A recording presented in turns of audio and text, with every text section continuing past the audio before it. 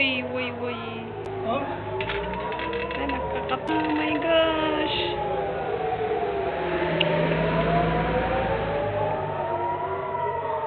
Roh jua ya ba? La. Kali jua. Roh jua.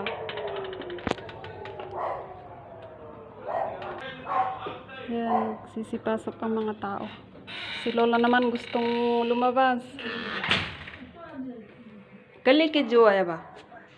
Kali hon, jua. Hood. Shalom po, ngayon po ay October 14, ikawalong araw ng Israel-Hamas war.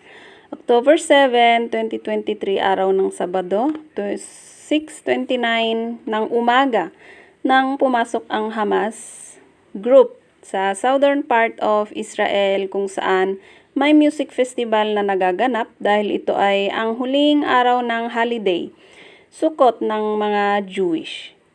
Nung araw nang yon, October 7, Sabado, umaga, hindi ako nagbukas ng aking Facebook, YouTube, at pati na rin ang TV, hindi ako nanood simula nang gumising ako ng 6:30 ng umaga. Nung 9:30 AM na nung sumakit ang tiyan ng aking alaga sa araw na yon, kaya tinawag ko agad ang anak ni Lola at tinulungan nila ako mag-asikaso sa kanya. 10 AM nung napagdesisyonan, dalhin na lang sa ospital si Lola. At doon ko na lang nalaman na may gera. May masamang nangyayari na pala sa Timog Israel. Sabi nila, we don't have to worry. Tahimik pa naman dito sa North. Mas mabuti nang dalhin natin sa ospital. Pero bago pa dumating ang ambulance, nagpunta dito yung private doctor ni Lola at tiningnan siya. Normal ang BP, sugar, pulse at temperature niya. Sobrang hinaalang ni Lola that time. Tapos nagsuka pa siya ng 4 na beses. Ayun, alas 12 ng tanghali nung dinala na nga sa hospital si Lola. Naiwan ako that time at sumunod na lang ako nung evening at 5 PM. Nakarating ako sa ospital magsi 6 PM na. Pinantayan ko si Lola hanggang 2:30 AM. 1:30 AM pa kasi nagchat na ako sa boss ko na magsabi siya sa pamilya na dapat may papalit sa akin ng maaga dahil sobrang antok ko na at di ako nakatulog ng kahit 5 minuto man lang sa hospital dahil hindi tumigil sa pagrereklamo si Lola. At mahirap pa doon ay I need to keep my eye open with her kasi nilalaro ang diaper. Huhugutin niya. Huhugutin din ang dextrose at naghuhubad pa. Kaya syempre bilang caregiver niya, tiniis ko talaga na nakatayo at maupo sa tabi niya sa gabing yun.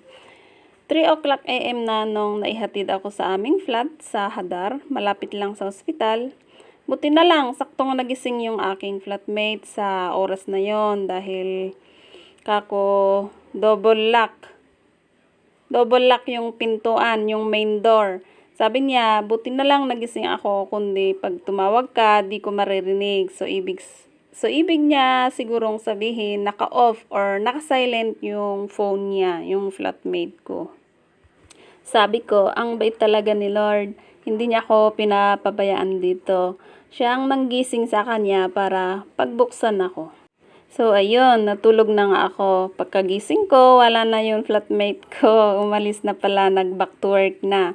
Siguro hindi na niya ako ginising, hindi na nagpaalam dahil nakita niya na sobrang himbing ng tulog ko. Tanghali na nang sinabi nilang iuuwi namin si Lola. Mahirap nang mag-stay sa hospital dahil lumalala na nga ang giyera. Kaya October 8 ng hapon na yon, inuwi na namin. Nag-home medication na lang ulit ang aking alaga. Nung nandito na nga kami sa bahay, okay pa naman dito sa North. Tahimik at nasa bahay, karamihan ng mga tao dito. Tapos minsan, meron ding wedding na nagaganap kasi may malaking hall itong nasa likod namin. Maingay pag may wedding dito. Gaya kanina, kakatapos ng isang wedding, tapos bukas din may wedding din. So ayun, may giyera sa Gaza, pero dito sa North, okay pa naman hanggang sa naipabalita na din noong October 9 na yon na umatake na din ang Lebanon, ang Hezbollah group. At sabi ng anak ni Lola, 2 Druze, Israeli, neighbor village namin ang namatay dahil sa putukan. At nakita ko din sa TV dito na may rocket from Lebanon, pero na-intercept ng Iron Dome dito, kaya naibalik. Nag-bounce back sa Lebanon. Parang border yung pinagbagsakan eh. So ayun, October 10 naman, napapabalita na may mga teroristang nagkalat dito na doon naman yun nangyari sa South. Wala pa namang balita dito sa North na may nagkalat na teroristang kumakatok sa mga bahay. May sumakay sa mga bus pero buti at nahuli sila. So yun ang aking kinatatakutan sa ngayon kasi nangyari na nga na may mga sinunog. Oo, may mga kumatok sa pintuan tapos pinasok ang mga bahay at sinunog. May sumakay sa bus. Pero awan ng Diyos nahuli, kaya simula ngayon ay parang may takot na magbibiyahe ba at sumakay ng bus kahit na maging okay na. Matapos na ang giyera, pero iba na eh. Meron pa rin yung kaba. Pero naniniwala ako sa ating Panginoon. Siya lang ang aming sandata dito. At naniniwala ako na hindi niya kami pababayaan. Sabi nga sa Ecclesiastes 3 na there's a time for everything, a time to be born and a time to die. There's a time of war and a time of peace. Mahaba po yun eh. Pero nasa Ecclesiastes chapter 3 verse 1 to 8. Basahin niyo po yun mga kapatid. Alam niyo po, napaisip ako nung nag-send sila ng link kung saan magpalista yung mga gustong umuwi for repatriation. Sabi ko noon, kung lalala pa itong war, parang ayoko pang umuwi.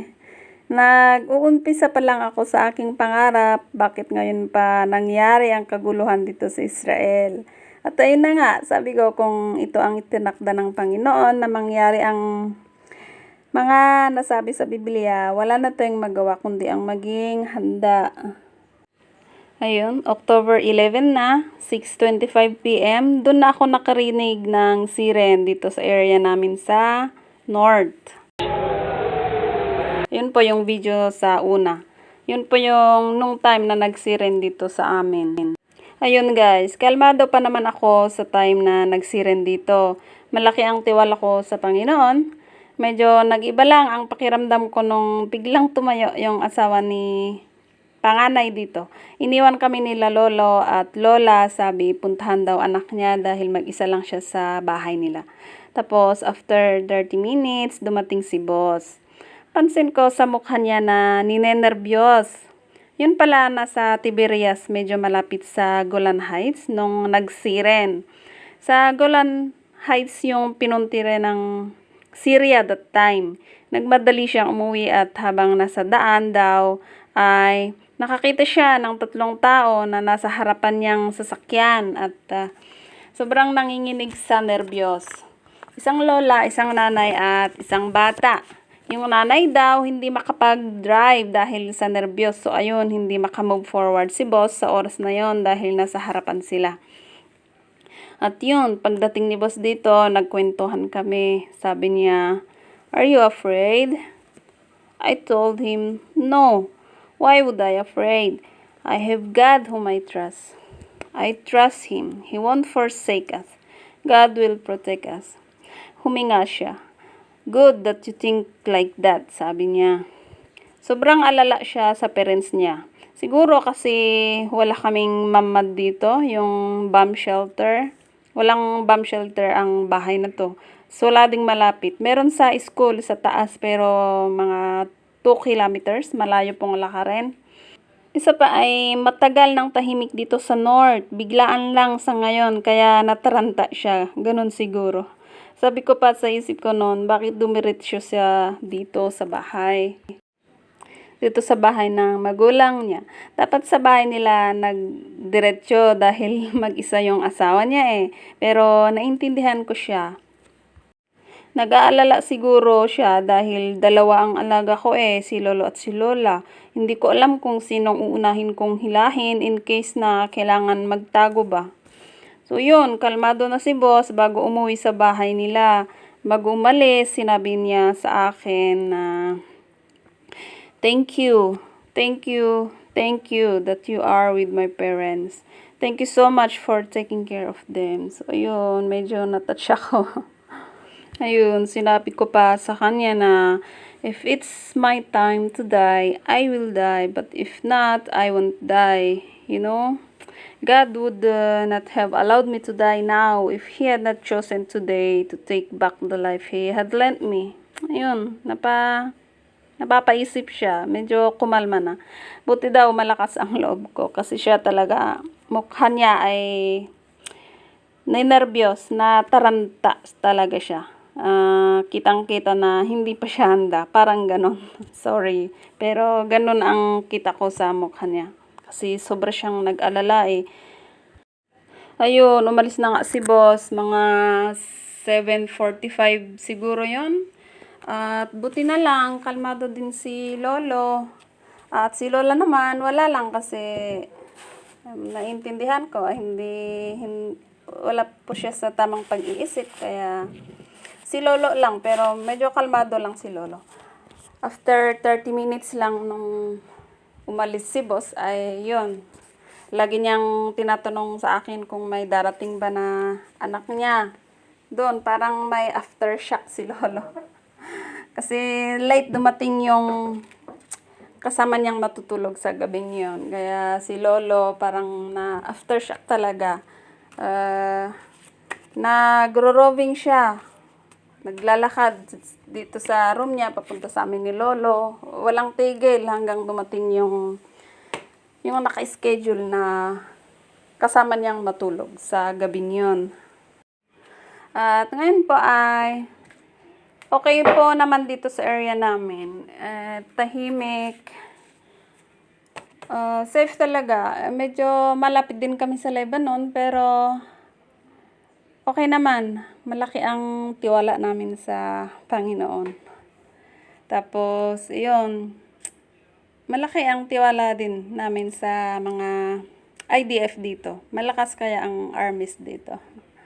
Kailangan lang talaga natin mag-isa na mag-pray para sa Israel. For the protection of Israel. Sabi nga sa Isaiah 41 verse 14, sinabi pa ni Yahweh, Israel, mahina ka man at maliit, huwag kang matakot sapagkat tutulungan kita. Ako ang iyong tagapagligtas, ang banal na Diyos ng Israel.